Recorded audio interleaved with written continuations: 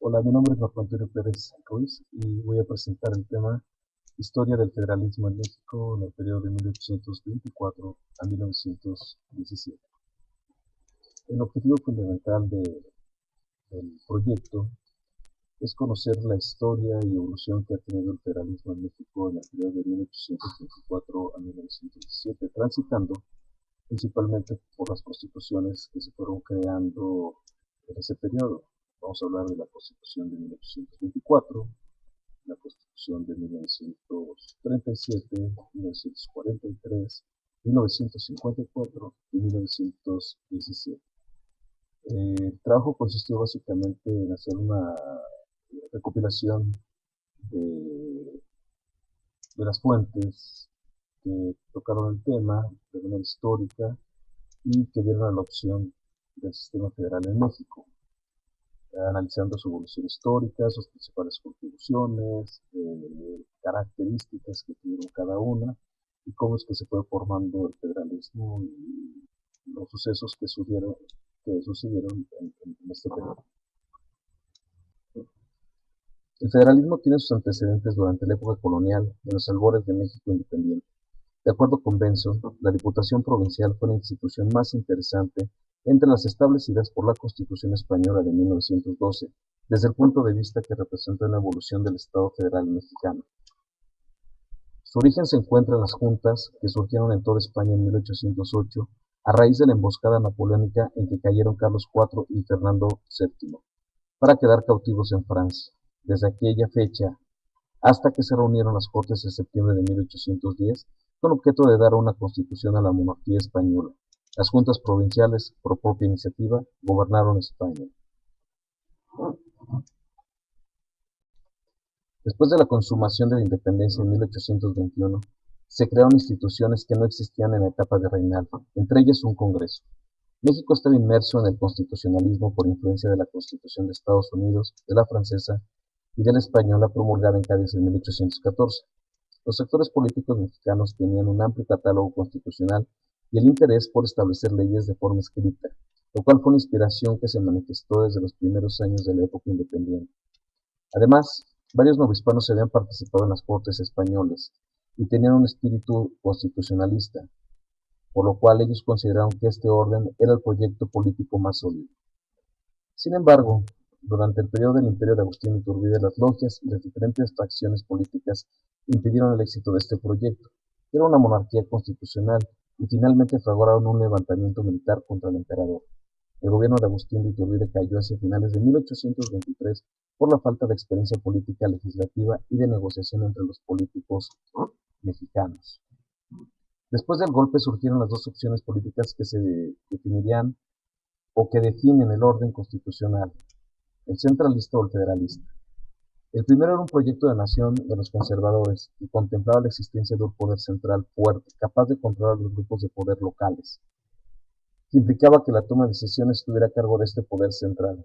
Por otra parte, el federalismo consideraba que cada entidad podía tener el poder local con calidad de soberano y que podría resolver sus propios problemas, tomar decisiones políticas y hacer uso de sus recursos. En 1824, por primera vez se consolidó el proyecto liberal y se instituyó el federalismo mediante una constitución política, la cual estipuló que el país estaba compuesto por 19 estados y 4 territorios. Además, contempló la división de poderes tanto en el ámbito federal como en el local, la figura de presidente y vicepresidente de la República y la religión católica como la única de todo el país.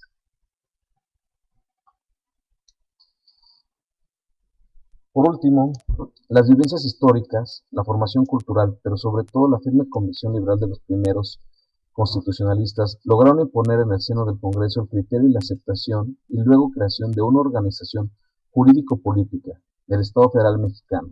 La aprobación del artículo cuarto de la Constitución de 1824 resume así las luchas, las batallas y el espíritu de los pioneros. La nación mexicana adopta para su gobierno la forma de República Representativa Popular Federal. Artículo cuarto de la Constitución del 4 de octubre de 1824.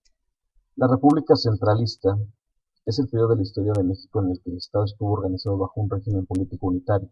El régimen centralista fue establecido formalmente el 30 de diciembre de 1836, con la promulgación de las 7 leyes constitucionales, aunque ya en 1835 se había derrotado la Constitución Federal de 1824.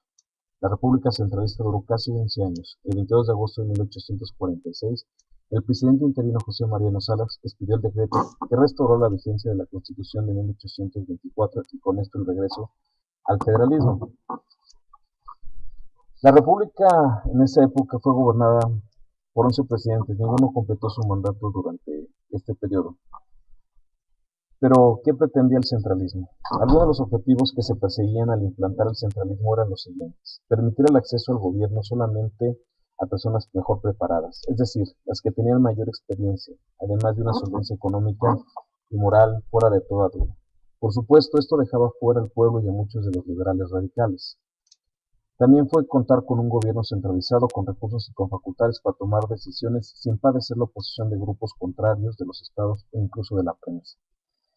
Un propósito fundamental era debilitar a los gobiernos de los estados y privarlos de disponer de las fuerzas militares, tal y como era la costumbre en el sistema federal y que a veces era causa de disensiones y alzamientos. Uno de los objetivos más importantes era el de maniatar de alguna manera las ambiciones dictatoriales de Antonio López de Santa Anna, así como preservar el orden social existente desde los tiempos de la colonia. Por su parte, las 7 leyes que se expidieron trataron lo siguiente. La primera trata de los derechos y obligaciones de los mexicanos. Se restringe la ciudadanía. Solo se otorga a las personas que tienen ingresos a partir de 100 pesos. Los vagabundos, los desempleados, los sirvientes y el resto de los demás no tienen derecho alguno. La segunda ley se creó con el fin de crear un equilibrio entre los 3 poderes, ejecutivo, legislativo y judicial.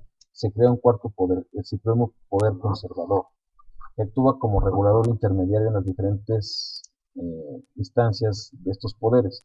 Se cree que este poder fue ideado para restringir la acción de Antonio López de Santa Anna. Tercera, cuarta y quinta leyes establecen las condiciones y reglas para la organización y funcionamiento de los poderes legislativo, ejecutivo y judicial. La sexta ley se ocupa de la división territorial de la República, desaparecen los estados y se forman los departamentos. Y la séptima se estipula que no se hará cambios en la Constitución antes de 6 años.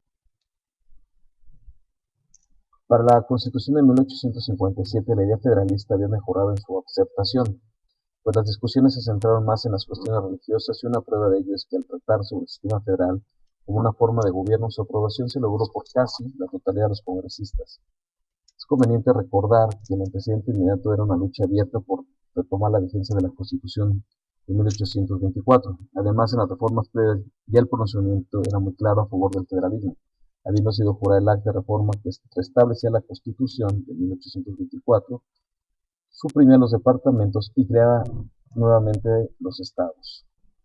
La Constitución de 1917 proviene de una revolución que propone derrocar al gobierno usurpador de Victoriano Huerta y restaurar la Constitución de 1857 tras el asesinato de Manuel Pino Suárez e incorporar las propuestas sociales que procedían de la fase final del porfirismo para mejorar las condiciones de los más desfavorecidos. Entre ellos estaban los derechos del hombre, el Plan de Guadalupe, restaurar el orden constitucional, se establece un estatuto orgánico provisional de la República Mexicana y se establece la independencia del Estado e Iglesia y se consolida la Federación Mexicana.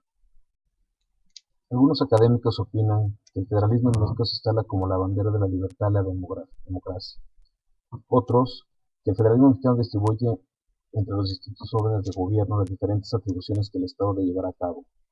Uno más mencionó que es necesario que el Congreso de la Unión reforme la Constitución para que se definan las facultades concurrentes entre los 3 órdenes de gobierno. En la encuesta aplicada resalta el hecho que el 60% de los encuestados consideran que no existe una verdadera división de poderes de la Unión. Otro resultado importante que se presentó en la encuesta es que el 60% de los encuestados considera que México debe de cambiar su actual tipo de gobierno. Asimismo, que los estados deben de mantener su riqueza. En este aspecto el 80% considera que no deben de compartirla con el resto de los estados. Hoy nos queda muy claro que si bien es cierto que la instauración formal del federalismo al emerger el Estado mexicano en 1824 provino preponderantemente de las teorías prevalecientes de la época, influyendo principalmente a la francesa y norteamericana, también lo es que este sistema de alianzas encuentra precedentes importantes en la antigua organización política de los pueblos del periodo prehispánico que conjuntamente han generado el actual sistema federal mexicano.